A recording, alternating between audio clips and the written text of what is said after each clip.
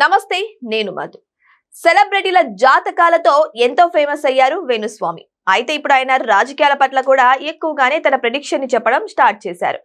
Recent గా చూసుకుంటే Andhra elections గురించి కానీ లేకపోతే తెలంగాణ ఎలక్షన్స్ గురించి కానీ ఆయన ఎన్నో కారణాలు చెప్పారు, కానీ అవన్నీ కూడా నెరవేరలేదు.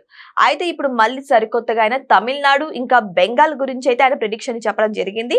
మరి ఇదంతా నిజం అవుతుందా, అయ్యే ఛాన్సెస్ ఉన్నాయా, వేణుస్వామి కనీసం ఈ ప్రిడిక్షన్ లో ఉన్న సక్సెస్ అవుతారా, ఈ రోజు మనం తెలుసుకుందాం.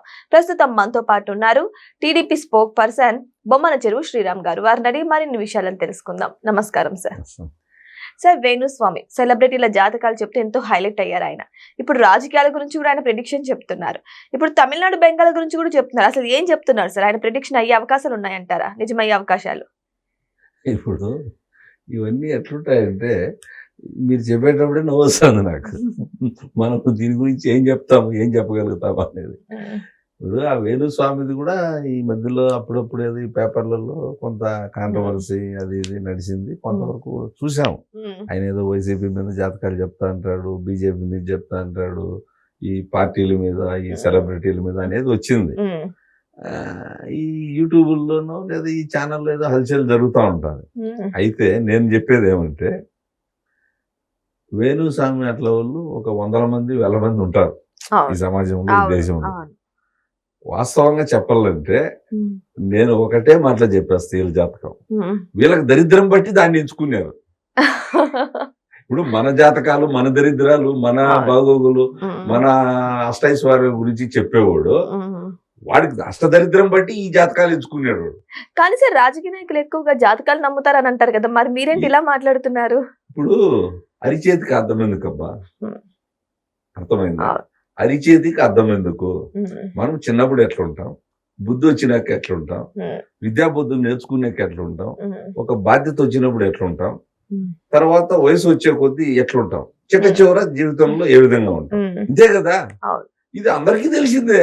ఇంక వేణుస్వామి చెప్తే తెలుసుకోవాలనా, లేదంటే గోపాల స్వామి చెప్తే తెలుసుకోవాలనా? అయితే కొంతమంది ఏదో దైవభక్తి నమ్మేవాళ్ళు ఉంటారు, నమ్మనోళ్ళు ఉంటారు, కొంతమంది శక్తి పీఠాలు ఇట్లేదో ఉన్నాయి కొన్ని ఈ దేశంలో, ప్రపంచంలో. వాళ్ళ మీద కొంత దృష్టి పెట్టి వాళ్ళు ఏదో చెప్పితే ఏదో వాళ్ళు సత్యవాక్కు పలికినట్టు ఉంటుందని కొంత నమ్మకాలు ఉన్నాయి దైవభక్తి మీద, ఇట్లా జాతకాలు.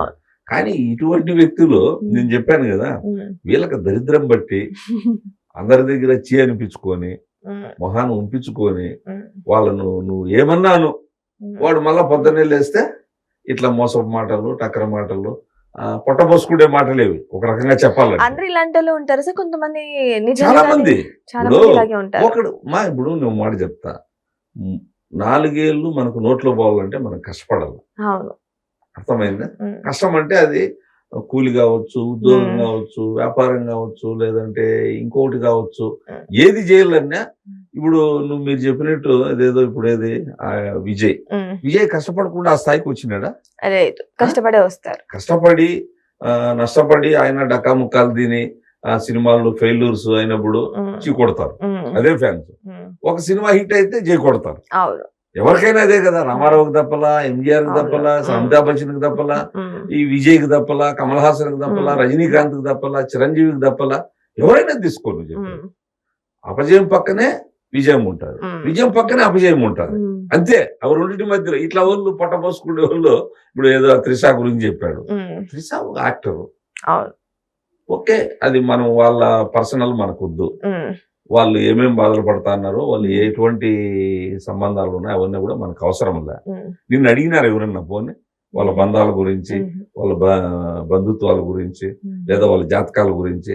విజయ్ వచ్చి నిన్ను అడిగింటే నువ్వు చెప్పచ్చు, ఈయన ఇది సంవత్సరానికి పడిపోతుంది, 6 నెలలకు పడిపోతుంది. మరి నువ్వు ఎలక్షన్లకు ముందు ఏడుపు ఏడ్చేది? ఎలక్షన్లకు ముందు చెప్పచ్చు కదా నువ్వు.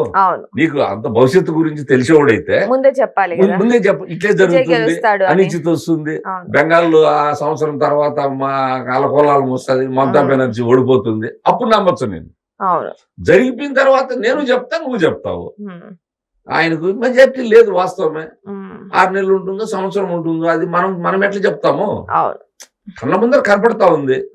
ఆ మెజార్టీ ఉంటే ఫామ్ చేస్తాడు, మెజార్టీ లేకపోతే పడిపోతాడు. ఎవరైనా చెప్తారు అది.